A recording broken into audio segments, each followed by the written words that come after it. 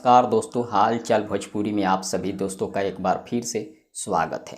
दोस्तों, hit machine trending star के बहुत ही पुराने राइटर पवन पांडे जी एक सवाल पूछे हैं आप सभी से।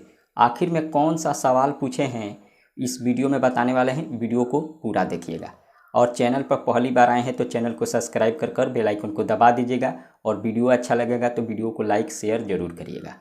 चलिए बिना देरी के शुरू करते हैं। आपको बता दें, पवन पांडे जी का एक सवाल है आप सभी लोगों से। उनका एक गाना आया था काकोरे जिला आरा जालू। जी हाँ, काकोरे जिला आरा जालू।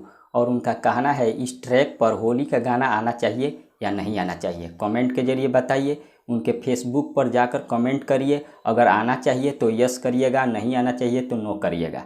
और यही सवाल है पवन पांडे जी का, काकोरे जिला आरा जालू उस गाने पर, उसी ट्रैक पर क्या होली का गाना आना चाहिए या नहीं आना चाहिए। आप कमेंट करके हमें भी बता सकते हैं। फिलहाल इतना ही, मिलते हैं अगले वीडियो में। धन्यवाद।